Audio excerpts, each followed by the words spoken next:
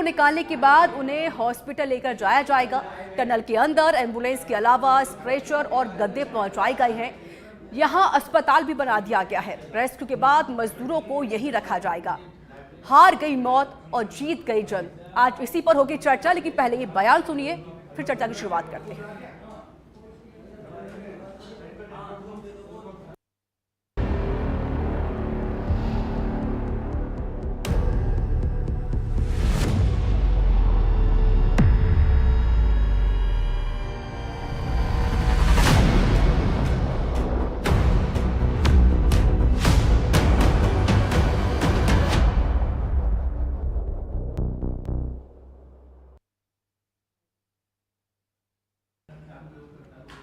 और इधर एनडीएमए के सदस्य रिटायर्ड लेफ्टिनेंट जनरल सैयद अता हसनैन ने इस ऑपरेशन को लेकर क्या कुछ कहा, आइए सुनिए।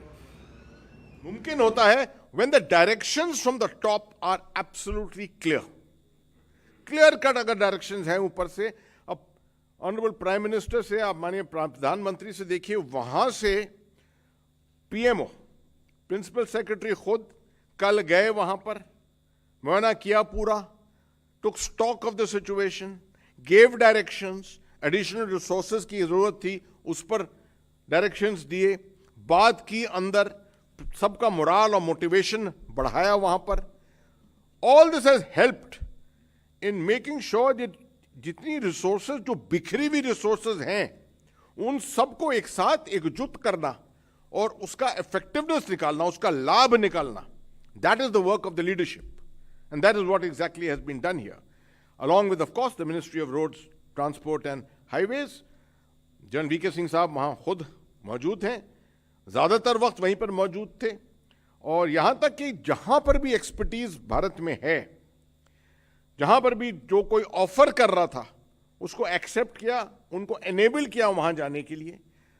बड़ी खुशी है, जनरल हरपाल सिंह, पुराने हमारे डायरेक्टर जनरल बॉर्डर रोड्स और इंजीनियर इन चीफ, जिनको बहुत तजुर्बा है टनलिंग का, उनको भेजा गया वहां पर, वो अभी भी वहां पर मौजूद हैं। तो इस तरह से ऑल ऑफ गवर्नमेंट अप्रोच को प्रैक्टिकल तरीके से जोड़ा।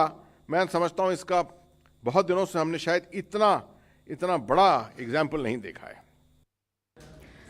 तो ये 4 तस्वीरें हम आपको दिखा रहे हैं। ड्रोन से देखिए नजर रखी जा रही है, पल पल की अपडेट। यहाँ पर मुख्यमंत्री हो या प्रधानमंत्री मोदी ही क्यों ना हो, वो ले रहे हैं। सुरक्षा टीम तैनात कर दी गई है। वही तस्वीर देखिए तीसरी, मौके पर एम्बुलेंस भी मौजूद है और इसके साथ ही डॉक्टर्स की टीम भी मौके पर मौजूद है। एक अस्थायी यहाँ पर एक अस्पताल बना दिया गया है ताकि जो मजदूर जैसे टनल से बाहर निकले तो उनका यहाँ पर इलाज हो सके, क्योंकि 17 दिनों से वो इस टनल में बंद पड़े हुए हैं और उनके शरीर पर कुछ इफेक्ट पड़ा या उनको कोई दिक्कतें तो नहीं हो रही हैं। इन सभी को लेकर उनका पूरा मेडिकल चेकअप किया जाएगा, उसके बाद उनको घर पर भेजा जाएगा। फिलहाल की लाइव तस्वीरें हैं, ये 4 तस्वीर हम आपको दिखा रहे हैं। ड्रोन से देखिए नजर रखी जा रही है किस तरीके से यहाँ पर मजदूरों को बाहर निकाला जाए। सुरक्षा की जो टीम है वो भी मौके पर मौजूद है, चाहे वो एनडीआरएफ हो, एसडीआरएफ हो या फिर वो देखिए बीआरओ हो। इसके अलावा और भी टीम यहाँ पर मौजूद है, जवान भी देखिए पहुंच चुके हैं और कोशिश ये हो रही है कि इन सभी मजदूरों को बाहर निकाला जा सके। अब दिन रात की जो मेहनत है वो आज रंग लेकर आने वाली है, क्योंकि कहा जाए थोड़ी देर में जो हमारे 41 मजदूर हैं, जो वीर हैं, वो अब बाहर निकलने वाले हैं। परिवार उनका इंतजार कर रहा है, सिर्फ हम और आप ही नहीं बल्कि पूरी दुनिया उन मजदूरों के सलामती के लिए दुआ मांग रही है, उनका इंतजार किया जाए। 17 दिनों से वो इस टनल में बंद है और खुशियां यहाँ पर जरूर वापस होने वाली हैं, सुखद समाचार जरूर मिलने वाला है। हालांकि पूरी कोशिश यहाँ पर जारी, पिछले 17 दिनों से यहाँ पर लगातार रेस्क्यू ऑपरेशन जारी है। देखिए क्या कुछ हुआ इन 17 दिनों में, थोड़ा इसकी अब जानकारी आपको दे देते हैं। 12 नवंबर को जिस तरीके से ये सभी मजदूर टनल में बंद हो गए थे, उसके बाद क्या सिचुएशन हुई, क्या कुछ हुआ, आपको बता देते हैं। सुबह करीब 5:30 बजे निर्माणाधीन सिलकियारा सुरंग का एक हिस्सा ढह गया था, जिसमें मजदूर फंस गए थे। उनकी जानकारी मिलने के बाद इनका रेस्क्यू ऑपरेशन शुरू किया गया। मजदूरों तक एयर कंप्रेस्ड पाइप से ऑक्सीजन, बिजली, रसद पहुंचाने की व्यवस्था भी यहां पर की गई। और देखिए मौके पर एनडीआरएफ, एसडीआरएफ, बीआरओ, इसके साथ ही आईटीबीपी समेत कई एजेंसियां रेस्क्यू में जुट गई। अब बात करते हैं 13 नवंबर को क्या हुआ। 13 नवंबर को ऑक्सीजन की आपूर्ति करने वाले पाइप के जरिए मजदूरों से संपर्क किया गया। मजदूरों के सुरक्षित होने की जानकारी मिली और सीएम पुष्कर सिंह धामी मौके पर पहुंच गए। मुआयना किया गया। इस बीच सुरंग पर ऊपर से गिरता रहा मलबा और इससे मलबा लगभग 60 मीटर तक फैल गया। अब 14 नवंबर को क्या कुछ हुआ थोड़ा ये भी जान लेते हैं। आपको पूरी जानकारी हम दे रहे हैं, ग्राफिक्स के जरिए भी आपको पूरा बता रहे हैं। रेस्क्यू के जरिए मौके पर स्टील पाइप मंगाए गए। फंसे हुए मजदूरों को भोजन, पानी, ऑक्सीजन, बिजली, दवाओं की आपूर्ति भी की गई और अभी भी की जा रही है। कुछ मजदूरों ने सिरदर्द और अन्य बीमारी की शिकायत भी की थी, जिसको लेकर उनको मेडिसिन पहुंचाई गई। 15 नवंबर को क्या हुआ थोड़ा ये भी देख लेते हैं। पहली ड्रिलिंग मशीन से रेस्क्यू टीम को सफलता नहीं मिली। इसके साथ ही देखिए NHIDCL ने ड्रिल करने के लिए एक अत्याधुनिक अमेरिकी निर्मित ऑर्गन मशीन की मांग की। अब 16 नवंबर का जिक्र कर लेते हैं। ड्रिलिंग मशीन असेंबल के प्लेटफॉर्म पर लगाई गई। इससे आधी रात के बाद काम शुरू किया गया। और चलिए इस पर और अधिक बातचीत करने के लिए हमारे साथ जुड़ चुके हैं फिजिशियन है डॉक्टर अवधेश अग्रवाल। डॉक्टर अवधेश जी, स्वागत है आपका सच में धड़क में। सर, आपको मेरी आवाज मिल रही है? सर, आपकी आवाज हम तक नहीं पहुंच पा रही है। आप एक बार थोड़ा सा आवाज को ठीक करा देते हैं, फिर से हम जुड़ने की कोशिश करेंगे आपसे। फिलहाल की हम जानकारी आपको दे रहे हैं। 17 नवंबर को क्या हुआ, ड्रिलिंग मशीन की मदद से रात भर ऑपरेशन चला। दोपहर तक करीब 24 मीटर लंबे जो मलबा है उसको इसकी ड्रिलिंग पूरी की गई। सुरंग में 4 mm के पाइप डाले गए। 5वां पाइप डालने के दौरान पत्थर आ गया। अड़चन आने से रेस्क्यू ऑपरेशन रोका गया। इंदौर से एक और ऑर्गन मशीन एयरलिफ्ट की गई। इसके साथ ही बहुत सी मुश्किलें खड़ी हुई, लेकिन हमारे जो टीम है वो यहाँ पर नहीं रुकी और उन जाबाजों को निकालने का काम शुरू किया गया। 18 नवंबर का जिक्र कर लेते हैं। सुरक्षाकर्मी और मजदूरों को ध्यान में रखते हुए मलबे की ड्रिलिंग शुरू नहीं की। एक्सपर्ट्स का कहना था कि सुरंग में अमेरिकी ऑर्गन मशीन से उत्पन्न कंपन के कारण ज्यादा मलबा गिर सकता है, जिससे बचाव कर्मी भी मुश्किल में आ सकते हैं। वहीं पीएमओ के अधिकारियों और एक्सपर्ट्स की टीम वैकल्पिक मोड़ पर आई। सुरंग के ऊपरी हिस्से में हॉरिजॉन्टल ड्रिलिंग समेत एक साथ 5 प्लान पर काम करने का निर्णय लिया गया। 18 नवंबर का जिक्र हमने किया। अब बात करते हैं 19 नवंबर को क्या कुछ हुआ। ड्रिलिंग का काम बंद रहा। बचाव अभियान की समीक्षा के लिए केंद्रीय मंत्री नितिन गडकरी पहुंचे। उन्होंने कहा कि विशाल ऑर्गन मशीन के साथ हॉरिजॉन्टल बोरिंग करना सबसे अच्छा विकल्प प्रतीत होता है। 2.5 दिन में सफलता मिलने की उम्मीद है, लेकिन उससे भी ऐसा कुछ खास नहीं हो पाया। 20 नवंबर को क्या हुआ, पीएम मोदी ने सीएम धामी से फोन पर रेस्क्यू ऑपरेशन का लेकर अपडेट लिया, उनसे बातचीत की। बचावकर्मी मलबे के बीच 6 इंच चौड़ी पाइपलाइन बिछाते हैं और इससे अंदर फंसे मजदूरों को भोजन, अन्य जरूरी सामान पहुंचाने में मदद मिलती है। हालांकि तब तक हॉरिजॉन्टल ड्रिलिंग फिर से शुरू नहीं हुई थी। विदेश से टनलिंग एक्सपर्ट भी बुलाए गए। 21 नवंबर को क्या हुआ, थोड़ा ये भी जिक्र कर लेते हैं। बचावकर्मी ने सुबह अंदर फंसे मजदूरों को पहला वीडियो जारी किया, जिससे काफी लोग खुश नजर आए थे और एक उम्मीद लग गई थी कि भाई हमारे सभी मजदूर ठीक है, सुरक्षित है, अब वो बहुत ही जल्दी बाहर आ सकते हैं। इसके साथ जो मजदूर अंदर दबे हुए थे, अंदर फंसे हुए थे, उनको भी तसल्ली मिली कि भाई हमारे जो सैनिक है हमारे साथ मौजूद हैं। डॉक्टर अवधेश अग्रवाल जी हमारे साथ फिर से जुड़ चुके हैं, फिजिशियन है। डॉक्टर, स्वागत है आपका सच में धड़क में। नमस्कार, धन्यवाद आपका। अवधेश जी, जाहिर है कि पिछले 17 दिनों से जिस तरीके से हमारे मजदूर फंसे हुए हैं उनको निकालने का काम यहाँ पर किया जा रहा है। एक नॉर्मल सा, एक कॉमन सा सवाल मेरा आपसे सर ये है कि जाहिर है कि जब 1-2 दिन के लिए कमरे में बंद हो जाते हैं तो दिक्कतें हमारे शरीर में हो जाती है, इफेक्ट्स पड़ने शुरू हो जाते हैं। हमारे मजदूर 17 दिनों से बंद है उस टनल में, तो उनके शरीर पर क्या कुछ इफेक्ट्स पड़ रही होंगी, क्या दिक्कतें उनको सामने आ रही होंगी, अगर हम फिजिकली और सब मेंटली बात करें, दोनों तरफ से? बहुत ही आपने एक लॉजिकल क्वेश्चन पूछा है कि इतने लंबे दिनों तक कैसे सरवाइव करना पॉसिबल है। देखिए, सबसे इम्पोर्टेंट मनुष्य के जीवन में होती है ऑक्सीजन, हवा। बिल्कुल ठीक है। बाकी चीजें भी जरूरी होती है, पानी भी जरूरी है, रोशनी भी जरूरी है, खाना पीना भी जरूरी है, पर सबसे इमीडिएट जरूरत है हवा। हवा ही, एयर यानी ऑक्सीजन एक ऐसी चीज है जो एक लिमिटेड टाइम से ज्यादा अगर नहीं मिलेगी तो जीवन मुश्किल हो जाता है। तो उस टनल में सर्वाइवल तब तक ही पॉसिबल है जब तक कि ऑक्सीजन की आपूर्ति हो रही है कहीं ना कहीं। ठीक है। उस टनल में जब आदमी घुसा है तो डेफिनेटली कोई ना कोई रास्ता बना है, मलबा अगर गिरा है, रास्ता बंद भी हुआ है, तो कहीं ना कहीं से कुछ ना कुछ रास्ता या हवा आने जाने की जगह अगर मिल गई तो उन तक ऑक्सीजन पहुंच जाएगी। ऑक्सीजन अगर पहुंच रही तो इंसान काफी टाइम तक जिंदा रह सकता है बिना खाए पिए भी, तकरीबन 21 दिन तक बहुत आराम से। ठीक। दूसरी जो इस तरह की चीजों में जो दिक्कत होती है, जब मलबा गिरा, अगर मलबे ने फिजिकल इंजरी कर दी, किसी के सिर पे गिर गया, अगर सिर फट गया, खून निकलने लगा है, या किसी और चीज की वजह से पैरों में लग गई, इससे खून निकल रहा है, तो खून के रिसने की वजह से, अगर खून का रिसना बंद नहीं हुआ तो खून चला जाएगा, तो भी बचना मुश्किल है। ठीक है।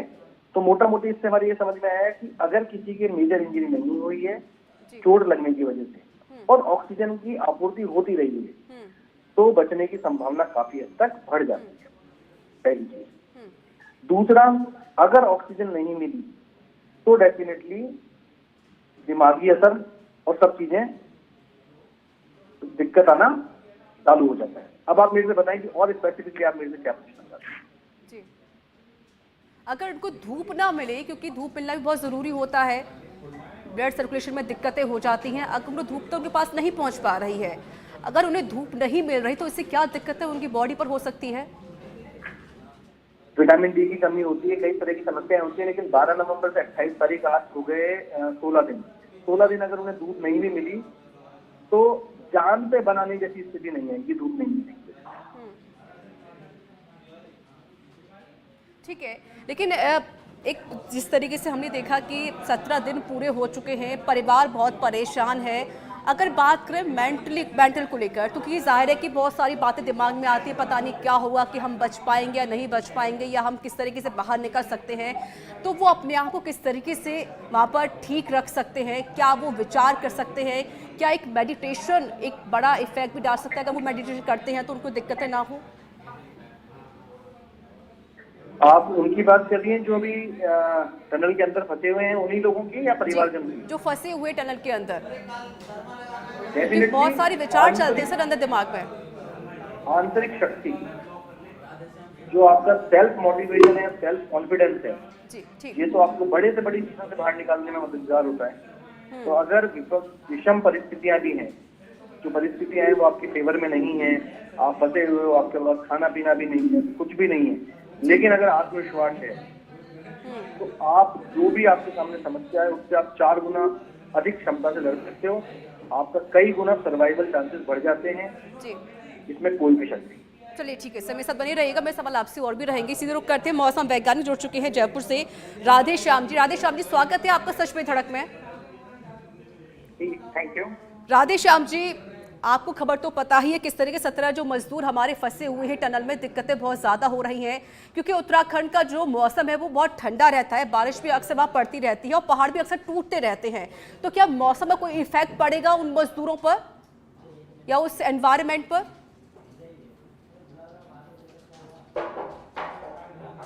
राधे श्याम जी, आपको मेरी आवाज मिल रही है? जी जी हाँ, बताएं। राधे श्याम जी, जो मजदूर हमारे टनल में फंसे हुए हैं, तो क्या मौसम में कोई इफेक्ट पड़ सकता है, क्योंकि अक्सर पहाड़ टूटते रहते हैं या वहां पर बारिश हमेशा होती रहती है?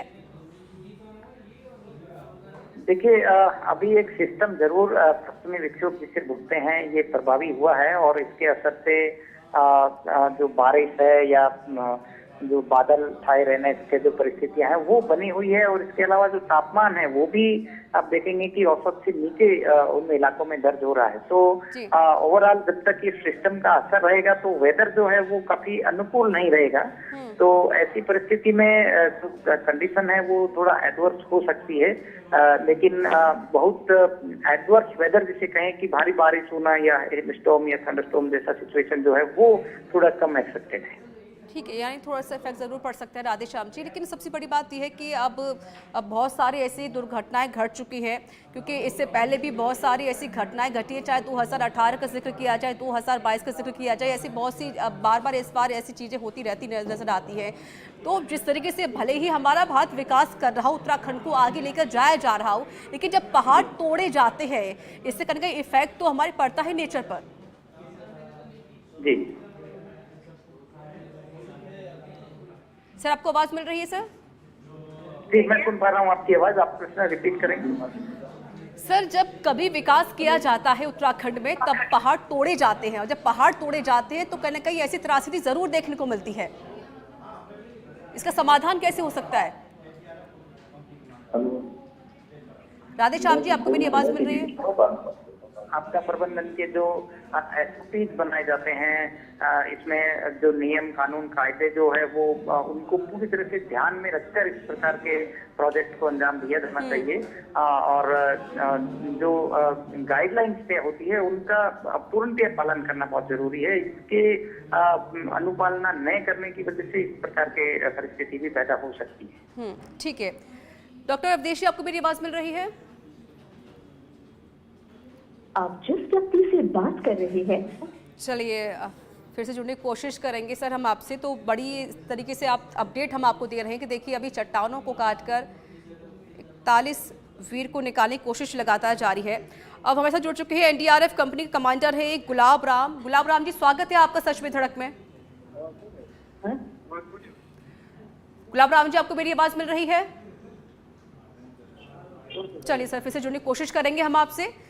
तो देखिए पिछले 17 दिनों में क्या कुछ हुआ इसकी जानकारी हम आपको पूरी दे रहे हैं, लेकिन अभी भी कोशिश लगातार जारी है। 41 मजदूर जो हमारे फंसे हुए हैं उनको निकालने काम किया जा रहा है। रेस्क्यू ऑपरेशन लगातार जारी है। एम्बुलेंस भी मौके पर पहुंच चुकी है। अस्थायी अस्पताल वहां पर बना दिया गया है ताकि जो मजदूर बाहर निकल कर आए तो उनका यहाँ पर मेडिकल किया जा सके, उनका यहाँ पर इलाज किया जा सके। परिवार भी इंतजार कर रहा है, हम और आप इंतजार कर रहे हैं, पूरी देश पूरा दुनिया यहाँ पर इंतजार करे कब वो मजदूर बाहर निकल कर आ सके। कोशिश लगातार जारी है। आपको बता देते हैं कि देखिए जो ड्रिलिंग का जो टारगेट है वो लगभग 86 मीटर है। हालांकि 42 मीटर कंप्लीट हो चुका है, 44 मीटर अभी बाकी है। अभी भी कोशिश लगातार जारी है और जितने भी वो जो रेस्क्यू टीम है वो मौके पर मौजूद है और मलबे को हटाने का काम यहाँ पर लगातार किया जा रहा है। पिछले 17 दिनों से उन मजदूरों तक खाना, पानी, ऑक्सीजन, साथ ही कुछ दवाइयाँ भी पहुँचाई जा रही ताकि उन्हें दिक्कतें खड़ी ना हो सके।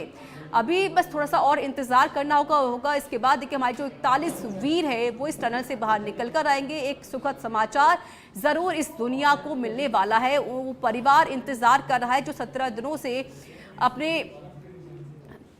किसी सदस्य को नहीं देख पाया, और वो इंतजार हम और आप सभी कर रहे हैं। हालांकि अभी थोड़ी सी दूरी बाकी है, थोड़ा और इंतजार करना होगा। उसके बाद हमारे सारे मजदूर टनल से बाहर होंगे। हालांकि देखिए अब अस्थायी हॉस्पिटल वहां पर बना दिया गया है और इसके अलावा जो बेड है वो वहां पर लगा दी गई है और जो डॉक्टर्स की टीम है वो वहां पर मौजूद। तस्वीर देखिए आप, यहाँ पूरे जो एम्बुलेंस यहाँ पर बुलाई गई है, इसके अलावा डॉक्टर्स की टीम भी यहाँ पर तैनात कर दी गई है। रेस्क्यू ऑपरेशन अभी भी जारी है।